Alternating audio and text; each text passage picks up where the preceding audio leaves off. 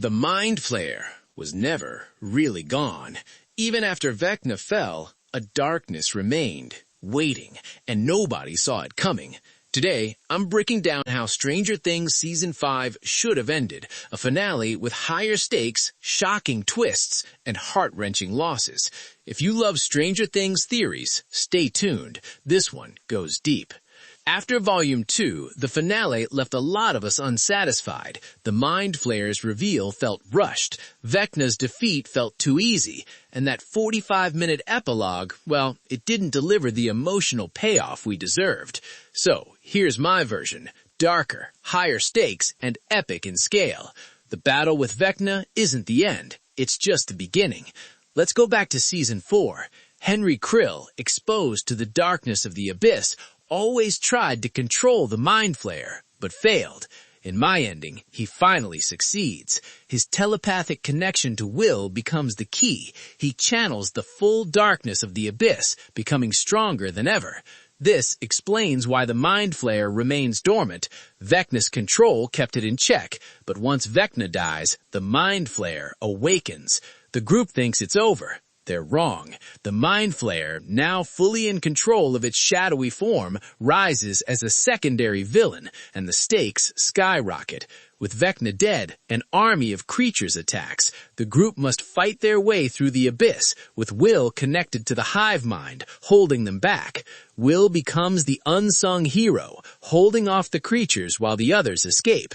But this connection is fatal. It's his life that keeps the Mind Flayer trapped. He sacrifices himself.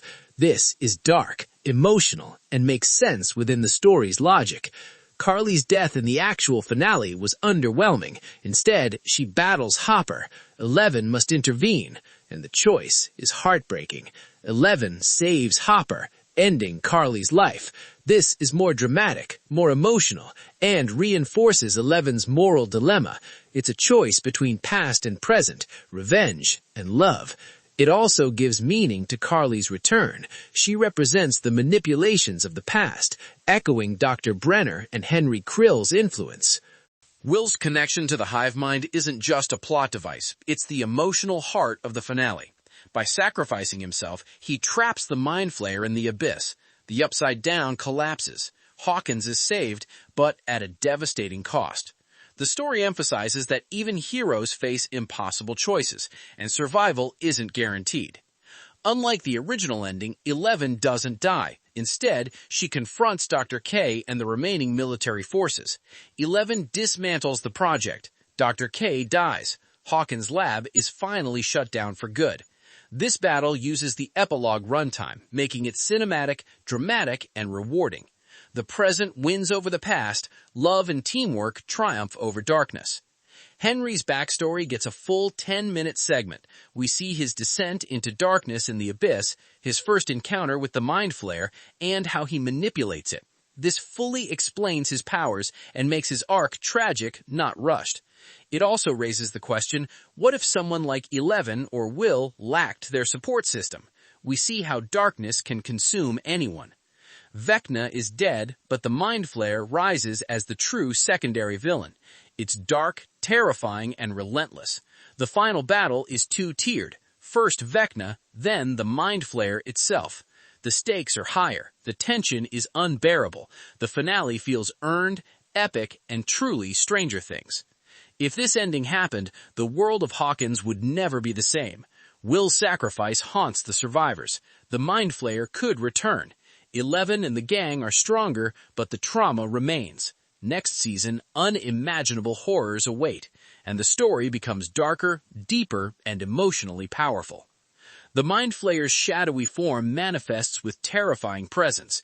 Its hissing, whispers, and sudden movements create tension. Will, connected to the hive mind, senses its intentions. He communicates warnings to the group, who fight their way through swarms of demogorgons, demodogs, and demobats. 11 uses her powers strategically, telekinetically manipulating objects, shielding friends, and attacking creatures. Hopper fights with raw determination, protecting 11 and the others. The stakes are amplified because the group's cohesion is tested. Each character's personal fears and regrets surface during battle, adding emotional depth. Carly's return symbolizes unresolved past trauma. Her confrontation with Hopper isn't just physical, it's a battle of ideologies and personal vendettas.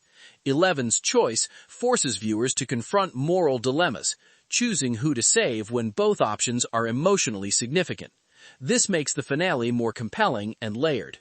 The Mind Flayer's power is not just brute force, it's psychological. Its ability to manipulate shadows, generate fear, and isolate characters adds tension.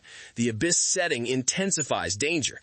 Characters must navigate environmental hazards like collapsing structures, shadow traps, and surreal spatial distortions, creating a cinematic and visually stunning sequence. Hawkins' lab subplot adds stakes. Military forces led by Dr. K attempt to intervene. 11 confronts them, combining strategic use of powers with tactical maneuvers. Dr. K's defeat and lab shutdown are integral, showing consequences and closure for institutional antagonism. Henry Krill's backstory is explored in depth. Flashbacks reveal his experiences in the Abyss, early encounters with darkness, struggles to control the Mind Flayer, and the psychological toll that shapes his present actions. This explains motivations, adds nuance, and resolves narrative gaps from previous seasons. Will's final act highlights emotional resonance. His connection to the hive mind is portrayed not only as a power, but as a burden. His sacrifice underlines themes of heroism, loss, and the cost of protecting loved ones. The Upside Down's collapse, tied directly to Will's efforts, visually and narratively signifies resolution and ongoing threat. The Mind Flayer's persistence hints at future storylines, maintaining tension and potential for new arcs. Its ability to remain trapped but not destroyed creates suspense. Fans are left with anticipation, speculation, and an emotionally satisfying yet open-ended conclusion. 11's continued survival and confrontation with the military allow exploration of her growth in autonomy. It emphasizes her agency, strategic thinking, and emotional development. The finale contrasts past trauma with present empowerment, providing layered character arcs. The duality of battles, Vecna's fall and the Mind Flayer's emergence create epic scale.